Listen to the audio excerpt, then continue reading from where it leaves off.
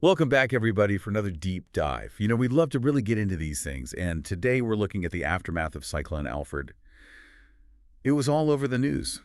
Recently hit Australia's east coast, and we've got an Al Jazeera article on it. We've got the Wikipedia entry, and we're going to find some surprises. We're going to uncover some really fascinating details about this event. I think you'll be surprised. Yeah, the Al Jazeera article really paints a picture. Yeah. Power outages, flash floods, even soldiers getting injured trying to help. Yeah, it's a powerful reminder of the force of nature. And this is the first cyclone to hit this particular area near Brisbane since 1974, Wow. which is over 50 years. That's incredible. Yeah, so the Wikipedia entry really highlights what a momentous event this is for that region. Wow. Can you imagine, being a resident there and all of a sudden after all this time, this kind of storm hits? And it wasn't just the storm itself. There was a human causanettle. The Al Jazeera report mentions a man who died in the flooding in New South Wales. Yeah, and the Wikipedia article notes that 4 people are still unaccounted for. It really adds a somber note to this whole event. Absolutely. But amidst all this devastation, there's also this amazing story of a Lithuanian rower being rescued by the Australian Navy. Yeah. It's a remarkable side story. Yeah. Can you imagine being caught out at sea during a cyclone? I can't, and it speaks to how unpredictable Cyclone Alfred's path was. It meandered off the coast, as the Wikipedia details, Right. fluctuating in intensity and keeping everybody on edge for days. And you see those fluctuations reflected in the preparations, too. In the Wikipedia article, it mentioned authorities constantly adjusting their plans. Schools and events were canceled. There was just overwhelming demand at sandbagging stations. Oh, yeah, absolutely. In fact, they provided 724,000 sandbags in southeast Queensland alone. Wow. To give you a sense of the scale of this storm. Wow, that's just an astounding number. Makes you realize this was far from a typical storm. But, beyond that immediate impact, Cyclone Alfred had some pretty big ripple effects, right? I mean, think about the federal election that was happening in Australia at the time. Yeah. It was really, You're right. The Wikipedia article mentions that the election was actually delayed because of Cyclone Alfred.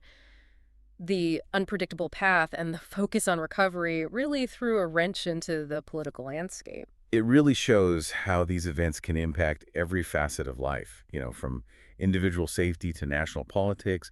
And Prime Minister Albanese even declared a period of emergency, deployed the Australian Defence Force. Right. This wasn't just a local issue, it became a national concern. Exactly. It's a reminder that these kinds of events can disrupt everything from daily life to the highest levels of government, and we can't forget about the hidden consequences either. Oh, right, like that detail from the Wikipedia article about raw sewage being released into the Brisbane River. Oh, yeah. Apparently the storm overwhelmed a critical project, and, well, it wasn't pretty.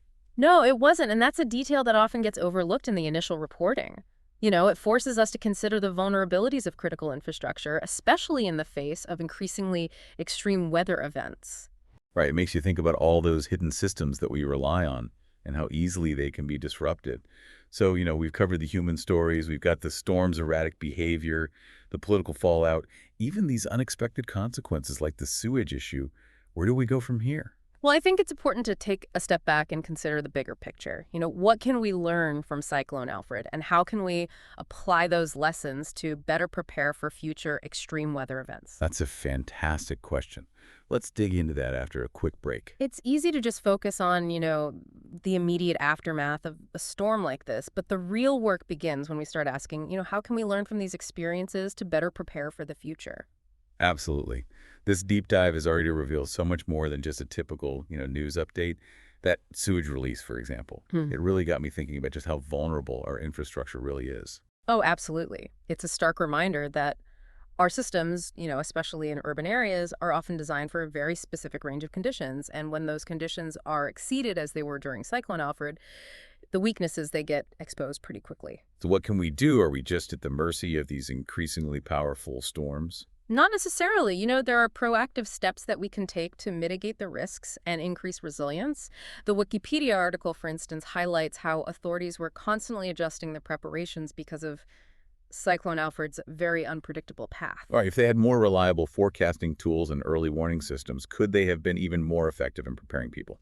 Precisely, investing in advanced weather modeling and prediction technology can give us a crucial head start. Yep. It allows for more targeted evacuations, more timely resource allocation, and, infrastructure reinforcement. I'm also thinking about those sandbagging efforts. Yeah. 724,000 sandbags in one region alone. It's Yeah. incredible, but it also seems like a reactive measure. That's a good observation. While sandbagging can be effective in certain situations, it's not a long-term solution. Yeah. We need to shift our focus toward more sustainable and proactive measures. Like what?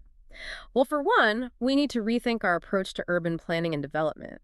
This means incorporating climate resilience into things like building codes and zoning regulations. Imagine if new construction in coastal areas was, mandated to withstand higher wind speeds and flooding. Right. That would make a huge difference in minimizing damage and potential loss of life. What about existing infrastructure? Are we talking about massive overhauls? It doesn't necessarily have to be all at once. We can prioritize upgrading critical infrastructure like power grids, water treatment plants, communication networks to make them more resistant to those extreme weather events. It sounds like there's a lot to consider in terms of both individual preparedness and larger systemic changes. Absolutely. And it's important to remember that even seemingly small actions can have a ripple effect. Well, for example, being aware of evacuation routes, having a disaster preparedness kit ready, and staying informed about weather alerts can make a really big difference in increasing personal safety. Right. Those are things everyone can do regardless of, their resources or technical expertise. Exactly. It's about empowering individuals to take ownership of their safety and encouraging a culture of preparedness. But it's not just about individual actions, right? Yeah. There's a collective responsibility here, too. Absolutely.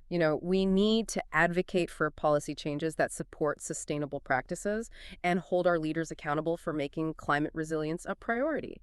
So it's a multi-pronged approach from individual preparedness to community action to government policy. Yeah. It sounds daunting, but also hopeful.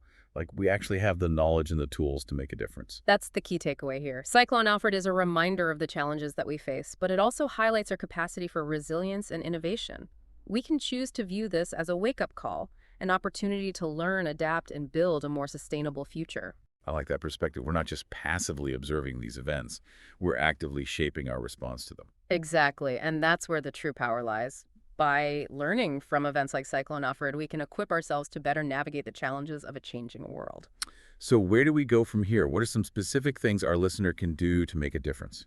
Well, I think the first step is to continue learning, stay informed about climate change and its impacts, research sustainable practices, and connect with organizations working on climate resilience in your area. That's great advice. Knowledge is power. And understanding these issues is the first step towards taking meaningful action. And don't underestimate the power of your voice. Talk to your friends and family about these issues. Contact your elected officials and support policies that prioritize climate resilience. Every action, no matter how small, can contribute to a more sustainable future. This has been an incredibly insightful conversation. I feel like I have a much deeper understanding of not just Cyclone Alfred, but the broader context of climate change and what we can do to prepare for future challenges. Me too. It's been a pleasure diving deep into these sources with you and our listener. Before we wrap up, I want to leave our listener with one final thought. It's easy to get overwhelmed by the scale of it all, climate change and the challenges it presents. But what struck me most about Cyclone Alfred was just the resilience of the people affected. Yeah. They face this immense challenge head on, supporting each other, rebuilding their communities. It's a powerful testament to the human spirit. In the face of adversity, we often see these incredible acts of courage and compassion and innovation. Absolutely. And it's not just about reacting to these events, as they happen. We're seeing proactive solutions emerging all the time. The shift toward renewable energy sources, for instance, is gaining momentum globally. That's a great example. Yeah. And we're also seeing, advancements in sustainable infrastructure design, early warning systems, and community-based disaster preparedness programs. It feels like there's this growing awareness of the need for change and a willingness to kind of embrace new approaches. I agree. And while the challenges are, undeniable, there's also a sense of optimism, I think. We're not powerless in the face of climate change. We have the knowledge, we have the technology, and we have the collective will to make a difference. This deep dive has been a real eye-opener for me. We've gone beyond the headlines and explored these multifaceted impacts of Cyclone Alfred, from the human stories to the political ramifications and ultimately the lessons learned. It's been a fascinating journey, and I hope our listener feels empowered to continue exploring these issues. Staying informed and engaged is so crucial. Absolutely. And don't underestimate the power of individual actions, whether it's advocating for, sustainable policies, supporting local initiatives, or simply having conversations about climate change with friends and family. Every step counts. Well said. Cyclone Alfred may have been a destructive force, but it also served as a catalyst, I think, for reflection and for action. We have the opportunity to learn from this experience and create a more resilient future for ourselves and for generations to come. Thank you for joining us on this deep dive. We hope you've gained some valuable insights and a renewed sense of hope. And remember, knowledge is power, and together we can make a difference.